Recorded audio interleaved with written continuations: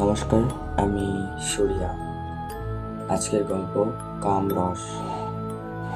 আজকের গল্পটা একটু অন্যরকম হতে চলেছে। প্লিজ 18 বছরের ওপরে ভিডিওটা দেখার চেষ্টা করবেন। এটা ছোট শ্রোতা বন্ধুদের জন্য নয়। অ্যান্ড ভিডিওটা ভালো লাগলে লাইক, কমেন্ট, শেয়ার, সাবস্ক্রাইব করতে ভুলবেন না। অ্যান্ড আপনাদের কাছে যদি হেডফোন থাকে, প্লিজ হেডফোন লাগিয়ে নেবেন। গল্পর অনুভূতিটা আরও ভালো করে করতে পারবেন।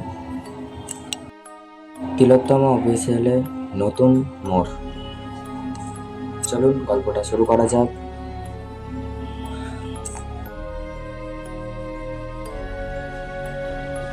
এই সরে যাচ্ছিস কেন রে?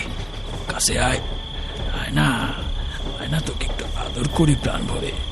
আয় না শালা। এত মোলায়েম, এত কোমল কেন তোর শরীর? লাগছে তো, তাড়াতাড়ি করো, কেউ কেউ দেখে নেবে। ঠান্ডায় ঠান্ডায় আমি আর পারছি না, আমাকে ফিরতে হবে। ওটি মাগি, কারভাটা গরম লাগছে আমার। ওরা বলে নাকি সিদ্ধির শোধনে ওর নাকি ভালো লাগছে না।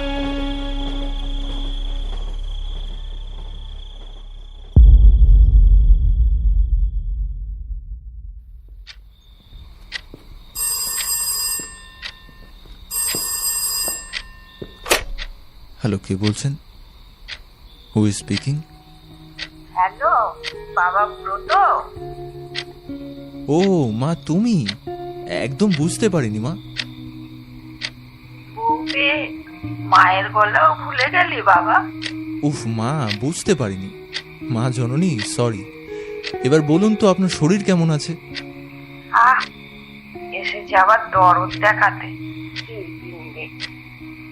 বলি শোন, ভাইয়ের বিয়ে, সেটাও মাথায় নেই। এত কাজ তোর, কালকরের মধ্যেই যেন বাড়ির উঠোনে তোর পা পড়ে, এই বলে রাখলাম। মা, মা শোনো, উফ, আমার কাজ। আহ,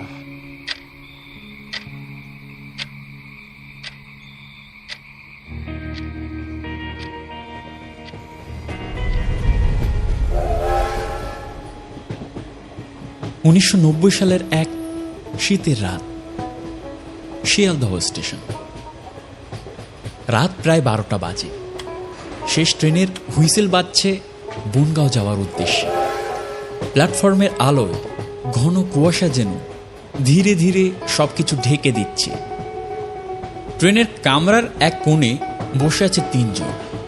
অনুব্রত দাস, তার স্ত্রী মমতা, আর তাদের ছোট্ট মেয়ে লাভলি। বয়স মাত্র 8। অনুব্রত অফিস থেকে ফিরতে দেরি করেছিল, তাই শেষ ট্রেনটাই কারণ পরের দিন সকালে তাদের গ্রামের বাড়িতে অনুব্রতর একমাত্র ভাই পার্থর বিয়ে, তাই যেতে হবে। হঠাৎ তাদের মেয়েটা বলে ওঠে, এত রাতে জেগে থাকবে তো মা? যাক, মেয়েটার মনে আছে তাহলে। ওর দাদুর কাছেই একসময় শুনেছিল অনুব্রত যখন তার মায়ের টাকা রাখার বাক্স থেকে টাকা চুরি করে বন্ধুদের সাথে থিয়েটার দেখতে যেত, তখন নাকি রাত করে ঢুকলে তাকে আর ঘরে ঢুকতে দিত না, কারণ তার মা রাত করে কিছু করা বা ঘরে ফেরা একদম পছন্দ করেন না। তখনই ট্রেনের ভিতরে তার মা তাকে বলে ওঠে, না মা, তোমার দিদুন দেখবে তোমার অপেক্ষায় বসে আছেন, কিচ্ছুটি বলবেন না উনি। বাইরে শীতের হাওয়া, কাচের জানালায় শিশির জমেছে, আর ট্রেনের ছন্দে হালকা আলো দুলছে কামরার ভেতরে। মমতা শহুরে মেয়ে, দুধে আলতা গায়ের রং, কপালে লাল টকটকে সিঁদুর, নীল বেনারসি শাড়িতে যেন এক স্বপ্নলোকের নারী। তার হাসিতেই যেন এক অদ্ভুত মোহ আছে। লাভলি তার কোলে মাথা রেখে ঘুমোচ্ছে। অনুব্রত জানলার পাশে বসে বাইরের দিকে তাকিয়ে আছে, আর ওদেরই ঠিক সামনে 4-5 জন পুরুষ এবং একজন বৃদ্ধ লোক বসে আছে। মুখে নেশার ভাব, চোখ লাল, হাতে বিড়ি, কেউ বা খৈনি মুখে তাস পেটাচ্ছে। তাদের দৃষ্টি বারবার কেবল ফিরে যাচ্ছে মমতার দিকে। কাকা দেখো দেখো, আরে দেখেছি দেখেছি। অনুব্রত সেটা লক্ষ্য করলেও মুখে কিছু বলে না, কেবল সতর্কভাবে চারপাশ দেখছে। ট্রেন চলতে শুরু করেছে ধীরে ধীরে। শিয়ালদহ, দমদম, মধ্যমগ্রাম, বিরাটি। কিছুক্ষণের মধ্যে বারাসাত স্টেশনে ট্রেন থামতেই অনুব্রত বলে, হ্যাঁ গো, মেয়েটার খুব খিদে পেয়েছে বোধহয়। আমি একটু কিছু নিয়ে আসছি, বুঝলে? হ্যাঁ, তাড়াতাড়ি এসো, ট্রেন কিন্তু বেশি দাঁড়াবে না। আর এটা জংশন, বেশ কিছুক্ষণ দাঁড়াবে। আচ্ছা, সাবধানে যাবে। সে নেমে অচেনা এক দোকানের দিকে যায়। ঝোড়ো হাওয়া বইছে। রাতের আকাশে মেঘের ভাঁজে চাঁদের আলো হঠাৎ লুকিয়ে যায়। এই সময়ে শীতের মরশুমে আচমকা ঝড়ে অনুব্রতর গায়ে যেন আরো কাটা দিচ্ছে। বাবারে কি ঠান্ডা! দূরে এক দোকান থেকে পাউরুটি, কলা আর একটা ম্যাঙ্গো জুসের বোতল নিয়ে অনুব্রত দৌড়াতে শুরু করে ট্রেনের দিকে। আর ঠিক তখনই হুইসেল বাজে আর ট্রেনটা ছেড়ে দেয়। অনুব্রত দৌড়াচ্ছে আর চিৎকার করছে, আরে আরে ও ভাই, দয়া করে দাঁড়াও, আমি আসছি, আমার বউ বাচ্চা যে ভেতরে। কিন্তু ট্রেন আর থামে না। এদিকে অনুব্রত গায়ের জোরে শেষ চেষ্টা করল, হয়তো উঠেও যেত, কিন্তু কামরার দরজায় হেলান দিয়ে দাঁড়িয়ে থাকা এক মাতাল লোক অনুব্রতকে ঠেলে ফেলে দেয়।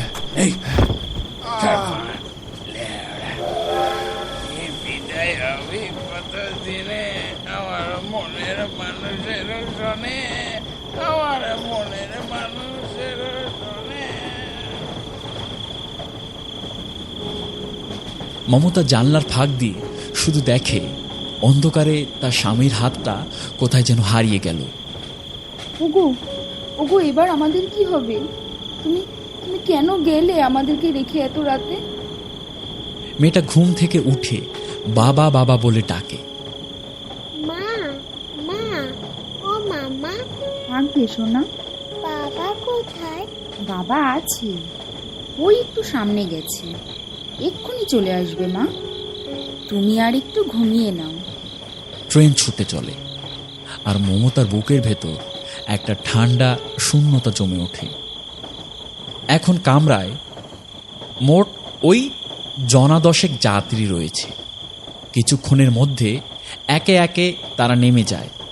ট্রেনের মধ্যে এখন শুধু মমতা, তার মেয়ে লাভলি আর সেই 4-5 জন মাতাল পুরুষ। তারা যেন অনুব্রত শূন্যতায় আরো বেশি নজর দিচ্ছে।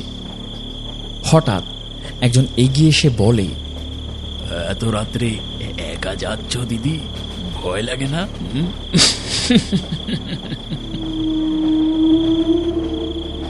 মমতা কোনো উত্তর দেয় না, মেয়েকে শক্ত করে জড়িয়ে ধরে আর গায়ে জড়ানো চাদর মাথায় দিয়ে জানলার দিকে তাকিয়ে থাকে। এরই মধ্যে আরেকজন বৃদ্ধর আগমন ঘটে।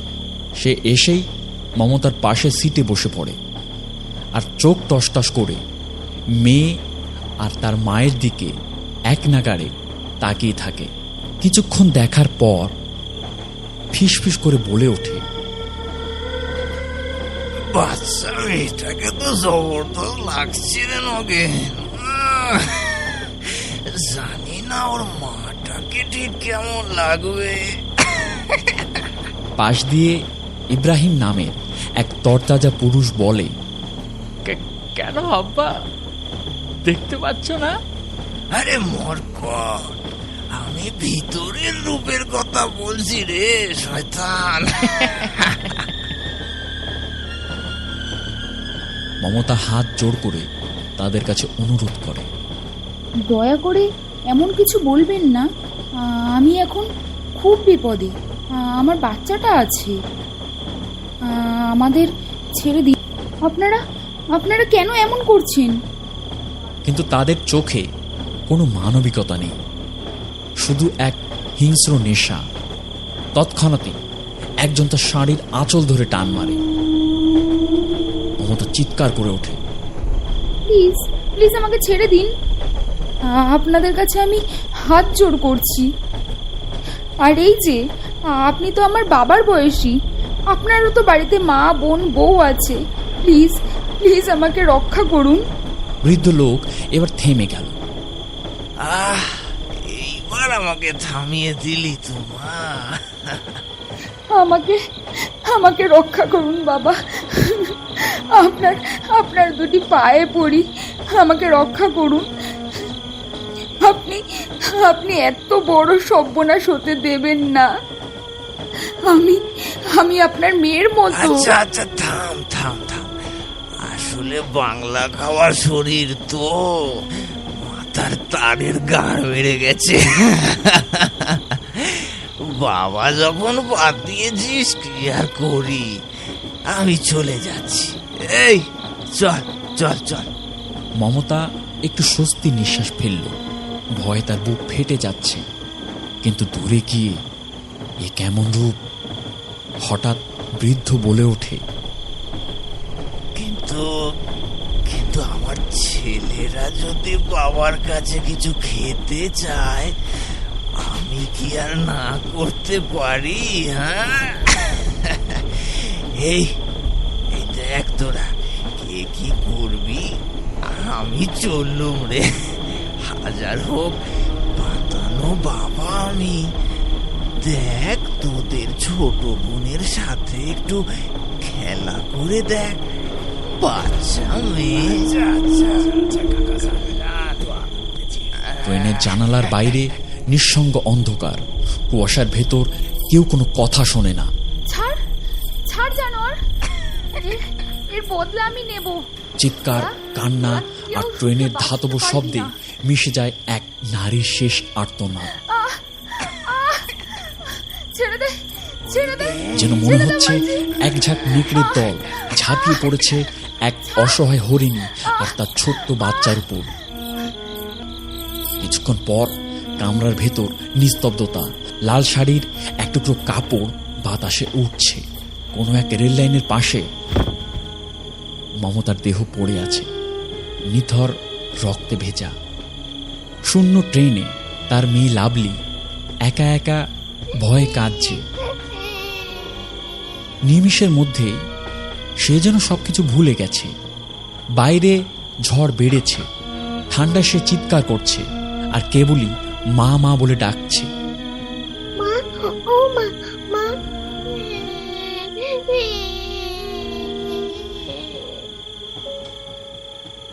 ঠিক তখনই ট্রেনের জানালায় ঠক ঠক শব্দ হয়। লাভলি কেঁপে ওঠে আর ধীরে ধীরে তার দিকে তাকায়। সামনে মায়ের মুখ, জানালার বাইরে চুল এলোমেলো, চোখ লাল, ঠোঁটে অদ্ভুত এক হালকা হাসি। ভয় পাস না মা, আমি আছি, তোর কিচ্ছু হবে না। লাভলি বুঝে ওঠার আগেই ট্রেন উল্টো দিকে ছুটতে শুরু করে।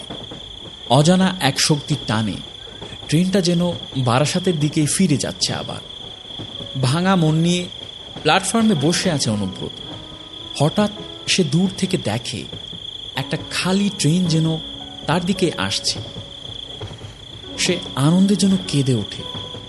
হয়তো তার বউ বাচ্চা এই ট্রেনেই আসছে। হে ঈশ্বর, তোমার শতকোটি প্রণাম।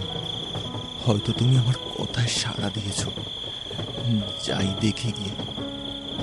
প্ল্যাটফর্মে এসে দাঁড়ালো। অনুব্রত ট্রেনের ভিতরে তাড়াহুড়ো করে খুঁজে দেখে, কিন্তু ট্রেনের ভিতরে সে কাউকে দেখতে পেল না। মিনিট কয়েক পর সে শুনতে পায় পরিচিত কণ্ঠে তার নাম। অনুব্রত, অনুব্রত। পিছনে ফিরে তাকাতেই সে দেখে প্ল্যাটফর্মে দাঁড়িয়ে আছে মমতা আর তার মেয়ে লাভলি। মমতা হালকা হাসছে, চুলে হাওয়ার ঝাপটা, চোখে শান্তি, যেন কাউকে ফিরিয়ে দিতে পেরেছে।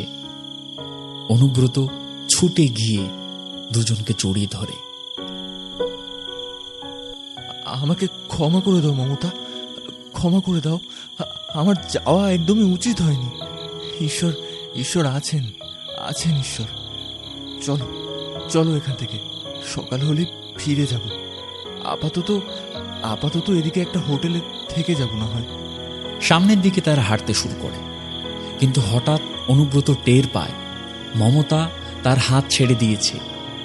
পিছনে ফিরে তাকাতেই সে দেখে মমতার মুখ এখন রক্তে ভরা, চুল ছেঁড়া, চোখে ভয়ের শূন্যতা, তার কণ্ঠে কাঁপার শব্দ। কোল থেকে তার মেয়েকে নামিয়ে অনুব্রত সামনে গিয়ে দাঁড়ায়। আমি যেতে পারবো না।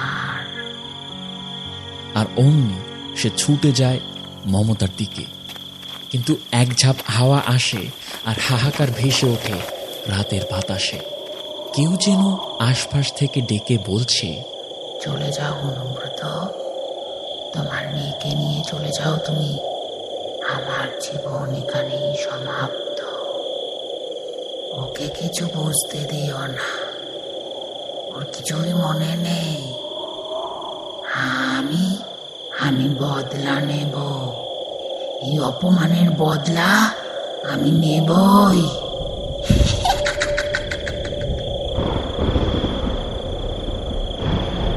আকাশে অগণিত মেঘের গর্জন,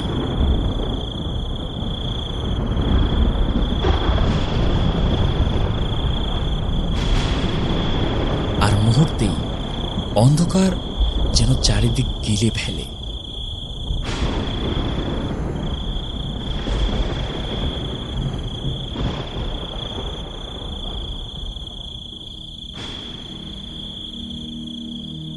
পরের দিন খবরের কাগজে, এমনকি কলকাতা ছাড়াও আশেপাশে নিউজ পোর্টালে এই খবর রটে। কাল রাতে নাকি শেষ বনগা লোকাল হাবড়া যাওয়ার পর আবার নাকি উল্টো হয়ে বারাসাতে এসে থেমে যায়। এদিকে মমতার দেহ উদ্ধার করে অশোকনগর থানার পুলিশ, আর কোনো পোক্ত প্রমাণ না পেয়ে রেলে কাটা পড়া বলে চালিয়ে দেওয়া হয়, কারণ তার শরীর 2 খণ্ড করা ছিল। আর এরপর থেকে খুন শুরু হয়, একদম খুনের বন্যা।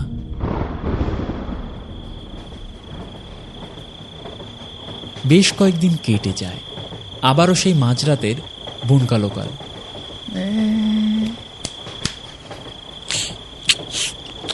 তোমার রসে ভরা মুখ আমার লগে বানাইছ, খা খা খা।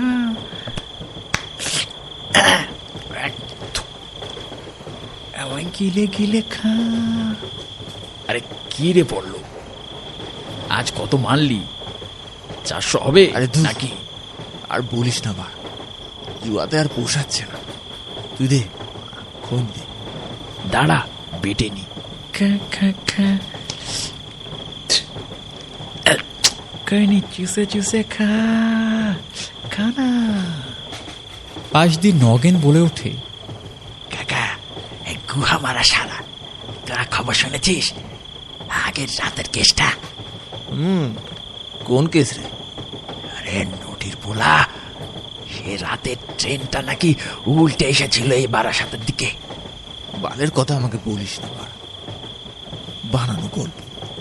আমি ওখানে গিয়ে দেখছি, সেই ধরে ওরা বুড়ো কাকাও ভয় দেখাচ্ছিল, আর আজকে ওরা উধাও। আমি বলি কি, ট্রেনওয়ালা গেঁয়া টেনেছিল, তাই উল্টো ভাগিয়েছিল। কামরার ভিতরে থাকা সবাই যেন খিলখিল করে হেসে ওঠে। হঠাৎ ট্রেনটা বারাসাত এলেই দেখে একটা সুন্দরী মহিলা কামরায় উঠে সামনের দিকে সিটের জন্য আসছে। ব্যাস, ওদেরও শুরু কোন টিটকিরি কাটা। ওই দেখ নগেন, আজকে নতুন মাল হবে নাকি একদান? আজকে আবার ডানা কাটা পাখি, মানে সাথে কেউ নেই? জরুর হবে, জরুর। পল্লব একটু রসে ভরা কণ্ঠে বলে, মেয়েটা তাদের দিকে এমনি তাকানো শুরু করে। তাদের দেখে যেন শাড়ির আঁচলটা বুকের ওপর থেকে স্বইচ্ছায় একটু নামিয়ে দেয়। তার কোমর থেকে সিল্কের শাড়িটা নেমে যাচ্ছে। সাদা বর্ণের লোভনীয় চামড়া দেখে নগেনের দাঁড়িয়ে থেকে আর খৈনি খাওয়া হলো না।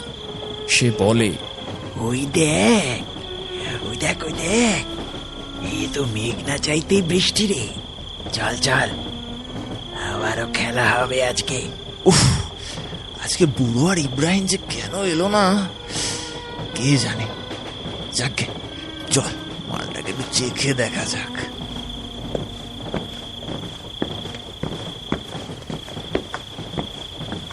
কি ম্যাডাম, এত রাতে কোথায় যাওয়া হচ্ছে?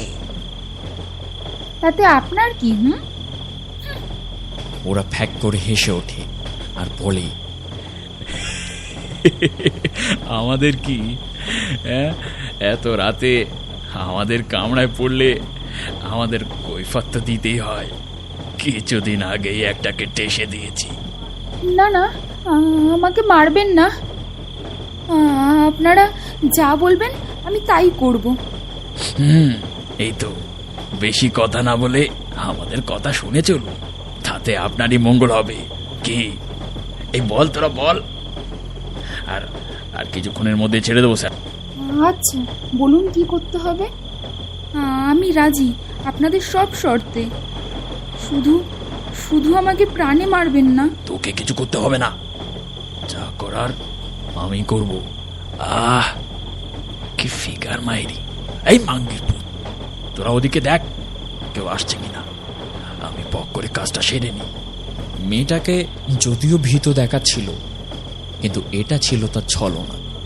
এই বলে ওদের বাকিরা আলাদা কামরা চলে যায় পাহারা দিতে। এদিকে সেই পাষণ্ড নেকড়ে তার কর্মে মত্ত। মেয়েটা শরীরে হাত দিতে না দিতেই হঠাৎ এই শান্ত কড়া শীতল রাতে কামরার ভিতর গরমের আভা ভরে গেল। লাগছে তো, তাড়াতাড়ি করো, কেউ কেউ দেখে নেবে। ঠান্ডায় ঠান্ডায় আমি আর পারছি না, আমাকে ফিরতে হবে। ছেলেটা সপাটে এক তাড় মারে। নটি মাগি, কারভাটা গরম লাগছে আমার। ওরা বলে নাকি সিদ্ধির শোধনে ওর নাকি ভালো লাগছে না। বেদুয়া শালা। ইস, কি মুখের ভাষা আপনাদের।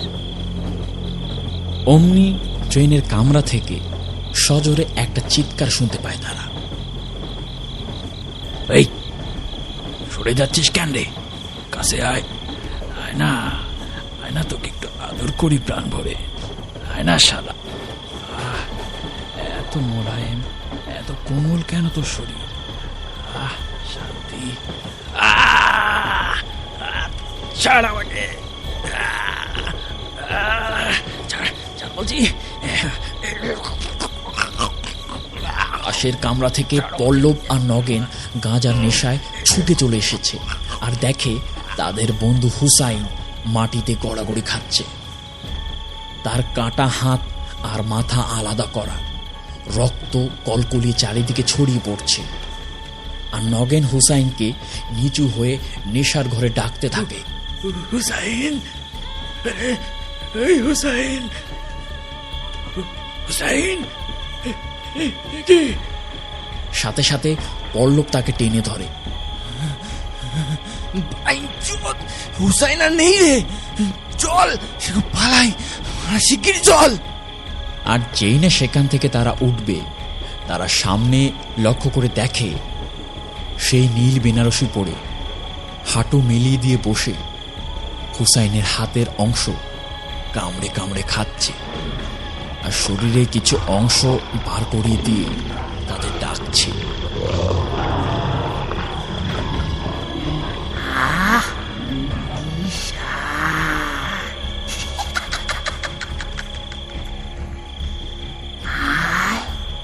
তোরাও আয়, আমার কাছে আয়, আয় রে, আমার শরীরের স্বাদও তোরা গ্রহণ কর। আয়,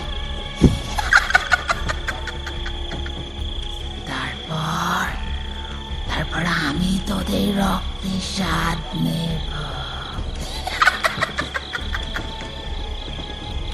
কি হলো, আয় আয় না, ভয় পাস না, আমি তোদের কিছুই করব না। আগে খেয়ে নে আমাকে, খেয়ে নে। এই তুমির জাত একটা। সঙ্গে সঙ্গেই পল্লব আর নগেন ছুটে পালালো। আর এক মুহূর্ত সেখানে তারা অপেক্ষা করল না।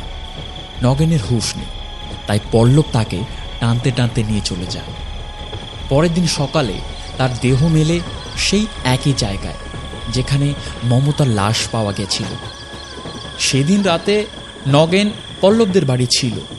বৃদ্ধ কাকা আর তার ছেলে ইব্রাহিম এই খবর জানতে পেয়ে পল্লবদের বাড়ি চলে আসে। এদিকে হঠাৎ আচমকা দরজায় আওয়াজ। পল্লব, এই পল্লব, দরজা খোল পল্লব। পল্লব শুনতে পেয়ে একটু থমকে যায়, কারণ সে ভেবেছে হয়তো বাড়িতে পুলিশ এসেছে। আরে দরজা খোল, আমি তোর কাকা রে। দরজা খুলে দিতেই কাকা ঘরের মধ্যে প্রবেশ করে সপাটে এক চড় মারে পল্লবকে। কি করেছিসটা কি তোরা? হ্যাঁ, আহ, গায়ে হাত দিচ্ছ কেন কাকা? সেটা কি আর সাধে দিতাছি? সোদানির পোহা কি বলেছিলাম কি? সেদিনের পর আর কখনোই কাজ করবি না। আমাদের মারবি, নিজের সালা কবরে যাবি। সে গজুদির দল। কাকা, তুমি আমাদের কথা শুনো কাকা। এ কোনো সাধারণ মরণ না গো কাকা, সব ওই মাগির কাজ। ওই ভূত আয়সা রক্ত খায়। হ্যাঁ, আমি নিজের চোখে দেখেছি। কাকা একটু ভেবে বলল, হুসাইনের বডি আমি নিজের স্বচক্ষে দেখে আইছি। এর এলে কাটাতো না। আচ্ছা, তোরা কয়দিন হাওয়া হয়ে যা, কেউ বাইরে বেরোস না। রাতের বেলা ট্রেনে তো মইটে না। যা যা বাজান যা। ওদিকে নগেন উঠে সব শুনে কিছুই বুঝতে পারে না। নেশার ঘোরে তার কিছু মনে নেই, তাই সে বাড়ি চলে যায়। এদিকে ইব্রাহিম আর কাকাও বাড়ি ফেরে। ইব্রাহিম কাকার নিজের ছেলে, তাই তারা ঠিক করেছে একসাথেই থাকবে রাতে, কারণ হয়তো মমতার আত্মা তাদের প্রতিশোধ নেবে। বাপ বেটা এখন রাতে একসাথেই থাকে। দিন যায়, রাত আসে, তবু তাদের চোখে ঘুম নামে না। হুসাইনের মৃত্যুর পর থেকে তাদের মনের ভয়টা যেন আরও হাড়ে হাড়ে গেঁথে গেছে। রাতের খাবার শেষ করে ওর আব্বা একটা বিড়ি ধরায়। ইব্রাহিম, মন খারাপ করিস না রে। পাপ করলে শাস্তি তো পেতেই হয়, তবে সেরে যাবে। আল্লাহর নাম করছো না। আব্বা, তুমি কেউ মনে করো ওই মেয়েটা কি আমাদেরও ছাড়বে না নাকি? এইসব ভাবিস না, নামাজ পড়, মনোযোগ রাখ, ভয়কে ভয় দেখাস। তবুও তাদের ভেতরের ভয় ক্রমে ক্রমে পাগলামির দিকে নিয়ে যায়। দিনের পর দিন তারা নিজেদের মধ্যে কথা কমিয়ে দেয়। রাতে দরজায় তালা, খিল আরও ভারী ভারী বস্তু দিয়ে চাপা দিয়ে রাখে, যাতে ঘরে কেউ প্রবেশ না করতে পারে। কিন্তু তবুও তাদের মনে হয় কেউ যেন জানলার পাশে দাঁড়িয়ে নিঃশব্দে তাকিয়ে আছে তাদের দিকে। কয়েক সপ্তাহ পরে মানসিক যন্ত্রণা আর সহ্য না করতে পেরে তারা গ্রাম ছেড়ে শহরে চলে যায়। পুরনো পাপের জায়গা ছেড়ে শহরের এক পুরনো গ্যারেজে তারা কাজ নেয়।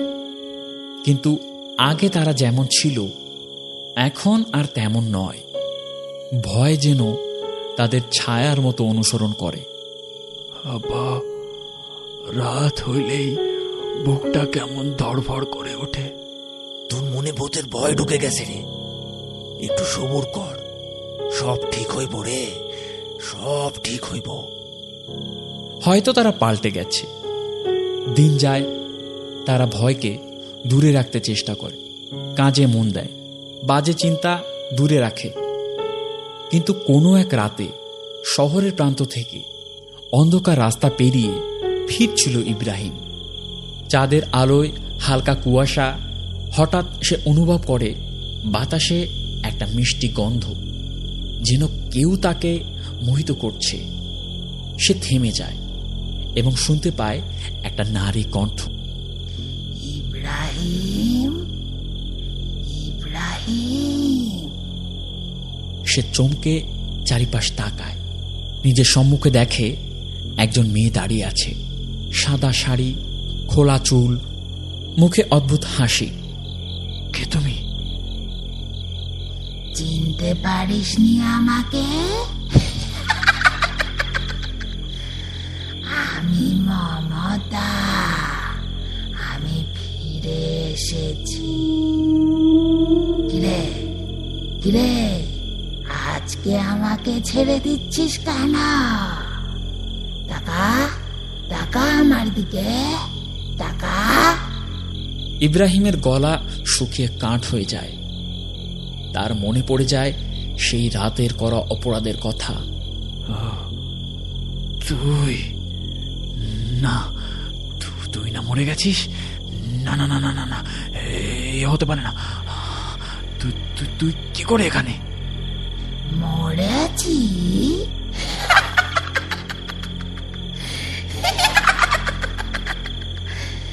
প্রতিশোধ না নিয়ে আত্মা মরে না রে। আমি শুধু প্রতিশোধ চাই। আমার আত্মা শুধুই তোদের রক্ত চায়, রক্ত।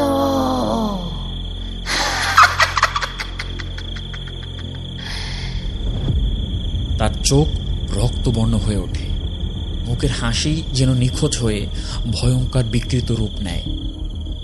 না, বাঁচাও, বাঁচাও আমাকে, কে আছো? বাঁচাও।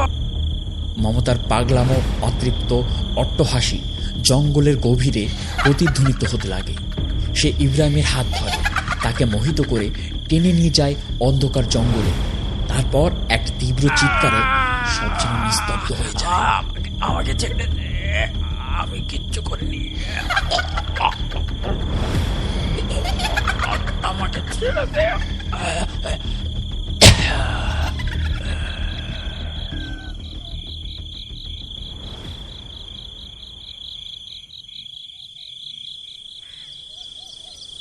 পরের দিন সকালে লোকজন খুঁজে পায় ইব্রাহিমের বিকৃত দেহ, চোখ ফাঁকা, বুক চিরে রক্ত শুকিয়ে গেছে। বৃদ্ধ কাকা খবর পেয়ে স্তব্ধ হয়ে যায়। পুত্র হারানোর শোকে কয়েকদিনের মধ্যেই তিনিও যেন নিঃশব্দে মারা যান।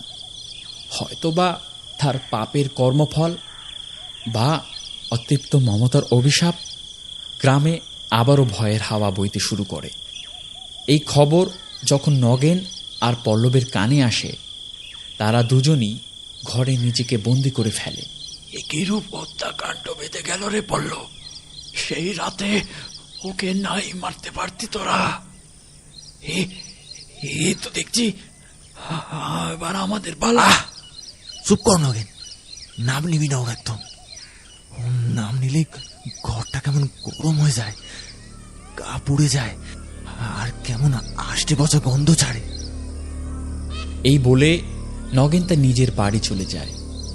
সেদিন রাতে বেশ কুয়াশা পড়েছে, চারিদিক নিস্তব্ধ। পল্লব ঘরের মধ্যে একা বসে তেলের বাতি জ্বালিয়ে বিড়ি খাচ্ছে। হঠাৎ দরজায় ঠক ঠক আওয়াজ। পল্লব রে, পল্লব, দরজা খোল পল্লব, আমি নগেন, আমাকে বাঁচা ভাই। পল্লব, দরজা খোল। পল্লব চমকে ওঠে। নগেন? এই রাতে নগেন এলো কেন? দরজা খুলতেই সে দেখে নগেন দাঁড়িয়ে, কিন্তু একটা বিটকেল গন্ধ তাকে যেন গ্রাস করছে। চারিদিকে গরম একটা আভা, মুখে অদ্ভুত হাসি। নগেনের চোখে লালচে একটা ছটা। এই নগেন, তুই এমন তাকাচ্ছিস কেন? কি হলো? এই নগেন! দরজা বন্ধ কর, দরজা বন্ধ কর। আজ রাত্রে কেউ যেন না জানে আমি এখানে এসেছি। পল্লব দরজা বন্ধ করতেই বাতি দপ করে নিভে যায়। অন্ধকারে তার ঘাড়ের পাশ দিয়ে কেবল একটা ঠান্ডা বাতাস বয়ে যায়। নগেন, তুই কই গেলি রে? তুই কি করছিস বলতো বাড়া? একেতে বাড়া ভূতের চোদনে গাড় ফাটা ভয় জেগেছে, আর তুই কি না? আরে এই নগেন! হঠাৎই অন্ধকারের ভেতর থেকে মিষ্টি একটা কণ্ঠস্বর। আমি তো তোর কাছেই আছি পল্লব। সঙ্গে সঙ্গেই পল্লবের হৃদয়ে যেন বরফের একটা আস্তরণ খেলে গেল। চোখের সামনেই দেখা যায় মমতার সেই বিকৃত মুখ, দাঁতের কোণে রক্ত, আর তার ছিন্ন বিচ্ছিন্ন নগ্ন কাঁটা ছেঁড়া দেহ। কিরে, শরীরে স্বাদ নিবি না? তেজারা আয়, আয় কাছে আয়, আমার বুকের মাংস খেয়ে নে, আয় আয় আয়। মুহূর্তেই চিৎকারে যেন গোটা ঘর কেঁপে ওঠে। বাঁচাও, কেউ আছো? বাঁচাও বাবা, মা, আমাকে বাঁচাও, আমাকে বাঁচাও তোমরা। আমি তোকে কি করে ছেড়ে দিই বল? দিতে পারবি? দিতে পারবি আমার শরীর? দিতে পারবি আমার বাচ্চা, আমার স্বামী, আমার সাজানো সংসার? না না না না না, আমাকে ছেড়ে দাও, আমাকে ছেড়ে দাও। আমি শুধু ওদের সাথে ছিলাম, আমি কিছু করিনি, আমি কিছু জানতাম না, আমি কিছু জানি না। আমাকে ছেড়ে দাও, আমাকে ছেড়ে দাও। পারবি না। তোর রক্ত পান না করলে আমার আত্মা শান্তি পাবে না রে অপয়া। যেন ভূমিকম্প উঠেছে, কিন্তু তখন কেউ আসে না। সেদিন তার আওয়াজ যেন কোথাও থেকে শোনা যাচ্ছিল না, আর কিছুক্ষণের মধ্যেই তার দেহকান উড়িয়ে নিয়ে যায় ঠিক একই জায়গায়, আর মমতার প্রেতাত্মা তাকে মেরে ফেলে। আহ আহ, শান্তি। আমি এবার শান্তি পেলাম, শান্তি পেলাম।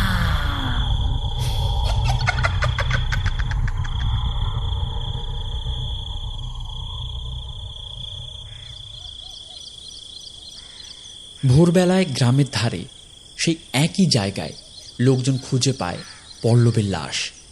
বুক চিরে রক্ত শুকিয়ে গেছে, মুখে ভয়াবহ যন্ত্রণার আঘাত। তারপর থেকেই ওই এলাকা পরিত্যক্ত হয়ে যায়। কখনো যদি কেউ কোনো অকর্ম করে, শোনা যায় যেন তার মৃত্যু হয়েছে বা ভূতে ধরেছে।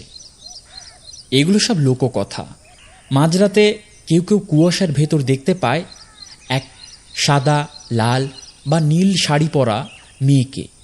কখনো কখনো হাওয়ায় তার চুল ওড়ে, চোখে আগুনের মতো লাল শিখা, আর তার ঠোঁটে একটানা মৃদু হাসি। কখনো বা কারোর সম্মুখে সেই প্রেত এলে তারা অজ্ঞান হয়ে যায়, আর তারপরের দিন এই গল্প ছড়িয়ে পড়ে চারিদিকে।